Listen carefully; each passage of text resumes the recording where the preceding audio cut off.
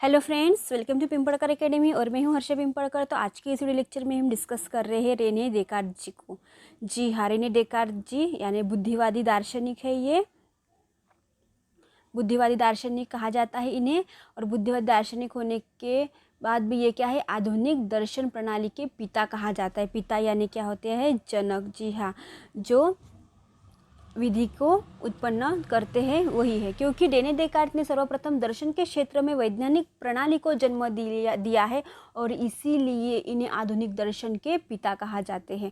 वो कहते हैं कि जो भी ध्यान होना चाहिए, जो भी हम ध्यान सत्य मानते हैं, वो क्या चाहिए, वैज्ञानिक तरीके से उसके क्या होना चाहिए, हमें प्रूफ करना चाहिए। ने डेकार्त की ध्यान जो दार्शनिक पद्धति गणितीय ज्योमेट्री विधि से ये प्रभावित थे, इसलिए उन्होंने गणितीय तर्क वाक्यों को ध्यान के प्रतिमान के रूप में इन्होंने स्वीकार किया है। क्योंकि डेकार्त जी का कहना था कि किसी भी विषय को तब तक सत्य न मानना चाहिए जब तक परीक्षा उसकी न हो, यानी सत्य के निश्चित हो जाने पर ही हम उसे क्या मानेंगे, ट्रूथ मानेंगे, यानी सत्य मानेंगे। इसीलिए डेकार्त जी ने के पद्धति का प्रयोग ध्यान के किसी भी क्षेत्र में किया जा सकता है। जी हाँ, जो भी ध्यान का क्षेत्र वो किसी भी पद्धति में किया जाना चाहिए। इसके आधार पर हम निश्चितता सत्य की क्या करना चाहिए, प्राप्ति करनी चाहिए, यही कहते रेने डेकार्त जी। और इसीलिए बुद्धिवादी दार्शनिकों ने निगमनात्मक पद्धति को जन्म दिया। ये निगमनात्मक पद्धति को क्या करते हैं, मानते हैं। तो ये है हमारे रेने डेकार्त जी।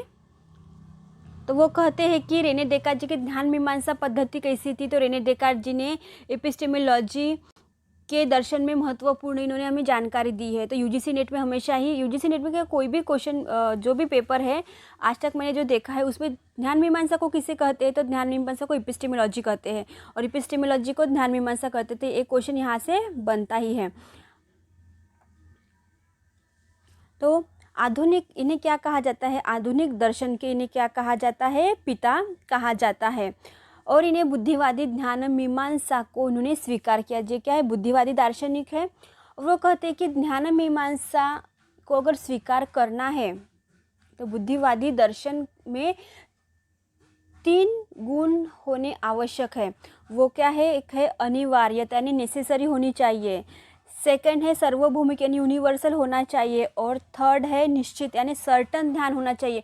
जो भी ध्यान यानी नॉलेज की हम जब खोज करते हैं तो ये 3 ध्यान के बेस है, अनिवार्य, सार्वभौम और निश्चित। तो ये जो 3 ध्यान की जो पातड़ी जो लेवल है, तो हमें रेने डेकार्त जी ने पहले बताया था कि नहीं, तो इससे पहले 2 दार्शनिक ऐसे हुए जिन्होंने इम्पीरिकल नॉलेज को यानी ध्यान मीमांसा को, एपिस्टेमोलॉजी को, ध्यान मीमांसा को प्रस्तुत किया था, और वो है बेकन, फ्रांसिस बेकन और हॉब्स।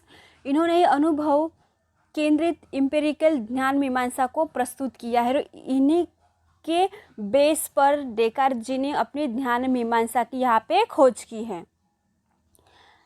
तो फ्रांसिस बेकन कहते हैं कि दार्शनिकों को मधुमक्खी के समान ध्यान एकत्र करना चाहिए, न कि मकड़ी के समान अपने ही भीतर क्या करने से कल्पनाएं प्रस्तुत करनी चाहिए। ऐसे ये कथन किसका है, फ्रांसिस बेकन जी का। फिर है हॉब्स, वो कहते हैं कि ध्यान सिर्फ विशेष का होना चाहिए, पर्टिकुलर का होना चाहिए, यानी सामान्य, यूनिवर्सल है, अमूर्त है, एब्स्ट्रैक्ट है और पारलौकिक सत्ता को ये क्या करते नहीं है, स्वीकार नहीं किया जा सकता। तो वो क्या होना चाहिए, जो भी ध्यान है वो क्या होना चाहिए, सिर्फ विशेष होना चाहिए, पर्टिकुलर होना चाहिए। तो उसमें ध्यान मीमांसा के उन्होंने 3 स्तर बताए रेने डेकार्त जी। तो वो कहते हैं प्रतिमान, यहाँ पे मोह है, वो कहते हैं कि प्रतिमान ध्यान होना चाहिए, सेकंड है निर्देशनात्मक ध्यान होना चाहिए, और थर्ड है इंद्रिक ध्यान होना चाहिए। तो ये ध्यान के कितने हैं, 3 लेवल हमें रेने डेकार्त जी ने बताए हैं। तो इनकी पृष्ठभूमि पर रेने डेकार्त का आगमन हुआ था, जिसका जो दावा करते हैं कि ध्यान की पहचान उनके निश्चित तथ्यात्मक से ही होती है और निश्चित तथा वस्तुनिष्ठ ध्यान अनुभव से ही होता है, अनुभव से नहीं होता। तो ये क्या हमारे बुद्धि से होता है। ये कौन कहते हैं, रेने डेकार्त जी कहते हैं।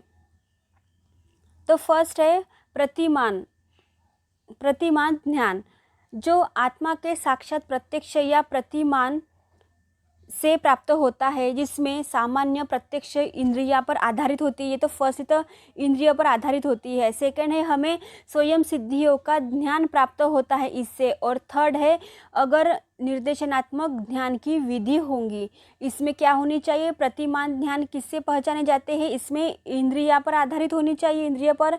सेकेंड है स्वयं सिद्धियाँ होनी चाहिए और थर्ड है निर्देशनात्मक ध्यान यहाँ पे होना चाहिए। उसी को क्या कहा जाता है, प्रतिमान ध्यान कहा जाता है। सेकंड है निर्देशनात्मक ध्यान किसे कहा जाता है, जिससे बुद्धि के नियमों से सही प्रयोग हो। इसमें क्या होने चाहिए, नियम हो।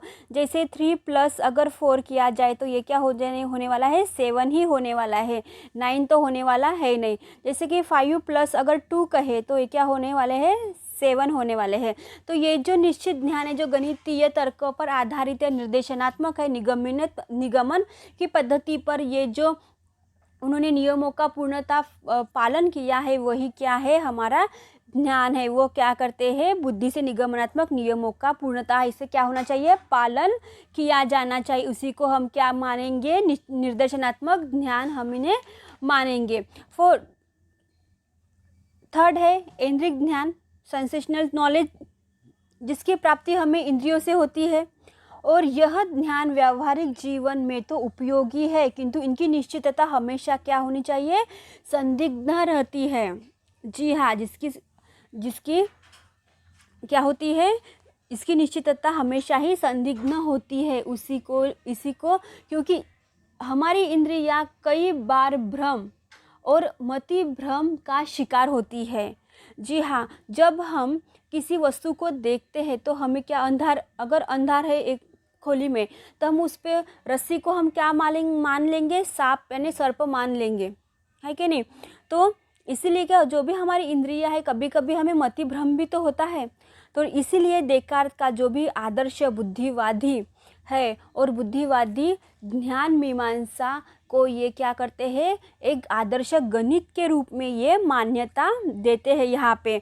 तो गणितीय पद्धति के प्रयोग दर्शन में करना चाहिए। तो ये फर्स्ट कहते हैं कि जो भी पद्धति है वो गणितीय पद्धति के रूप में करना चाहिए।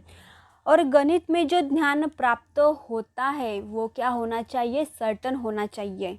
वह पूर्णता निश्चित हो सकता है किंतु वास्तविक नहीं हो सकता। लेकिन दार्शनिक का या तत्वमीमांसा में यह ध्यान प्राप्त करना है जो वास्तव भी हो। और इसी समस्या ने डेकार्त की दार्शनिक प्रणाली को जन्म दिया है।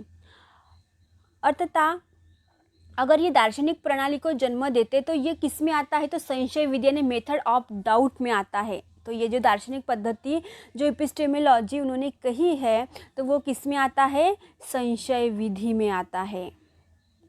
तो इसीलिए हमें डेकार्त जी की ध्यान मीमांसा पद्धति को भी क्या करना चाहिए, महत्वपूर्ण मानना चाहिए।